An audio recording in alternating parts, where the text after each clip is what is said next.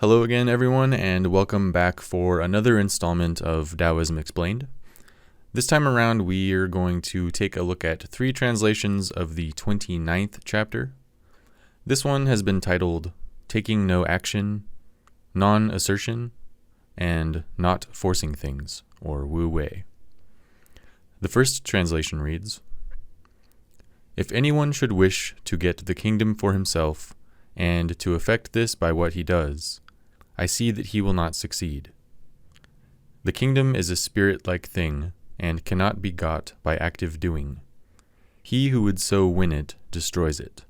He who would hold it in his grasp loses it. The course and nature of things is such that what was in front is now behind. What warmed anon we freezing find. Strength is of weakness oft the spoil. The store in ruins mocks our toil. Hence the sage puts away excessive effort, extravagance, and easy indulgence. The next version. When one desires to take in hand the empire and make it, I see him not succeed. The empire is a divine vessel which cannot be made. One who makes it mars it. One who takes it loses it. And it is said of beings, some are obsequious, others move boldly, some breathe warmly, others coldly.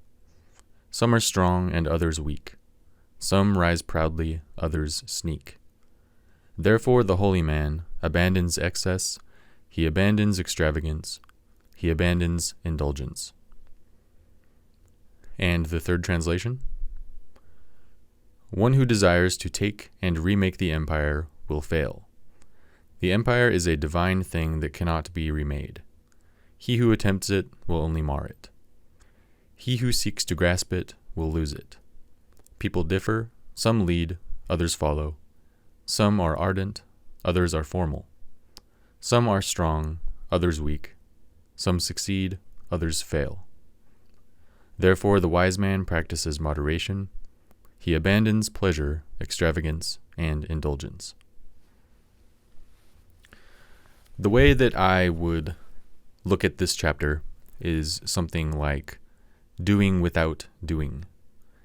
In my version of this chapter, I ask the question, do you really think you can solve the world's problems? This is doubtful. The world of things, that is the world in which we live, with all of its complexity, bells and whistles, is much too complicated for us to fully grasp and control. It's like a train off the rails without a conductor. Much in the same way that a closer answer to the age-old conspiracy question, whether or not the world is run by a highly concentrated and efficient shadow government, is that it makes more sense that nobody really has a grasp on things at the end of the day. What would be a scarier reality? One in which there is indeed a group of people in control, or one in which nobody is really in control? When we attempt to beat the world into submission, we ruin it. When we try to conquer the world for our own purposes, we end up losing it. Much like trying to define your innermost self, it constantly evades description. The scientists looking for the smallest particles that make up matter itself continue to find smaller and smaller bits. The astronomer looking through the telescope looks for the edge of the universe and finds clusters and superclusters of galaxies. Whatever it really is, it can't be grasped. Sometimes things are up, and other times they're down. Sometimes we find ourselves inspired and energized, while at other times we are passive. While avoiding the extremes, that is, avoiding the desire to stick to one of the extremes, whether it be through various methods of self-help or the more modern idea of life hacks or something like that.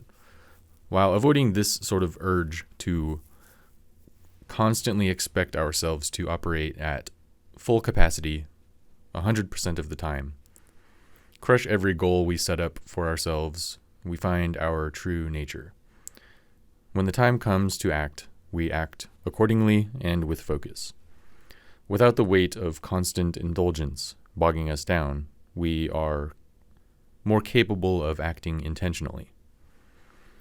Now, this sort of thinking may incline someone to believe that this is all about being lazy and giving up, being passive and allowing others to walk all over you without any attempt of self-defense or self-respect, completely giving up any intellectual pursuits and coming to the conclusion that there are no answers and that thinking about something like philosophy in the first place is simply a waste of time.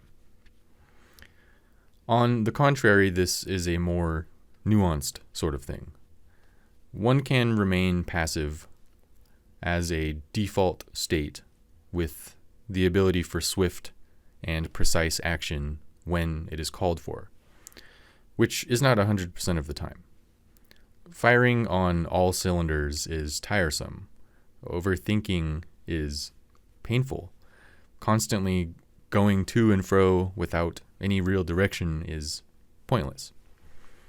So, at the end of the day, the point is being made that our natural state, one free from the extremes, is achievable through a small feat of mental gymnastics or ideological jujitsu.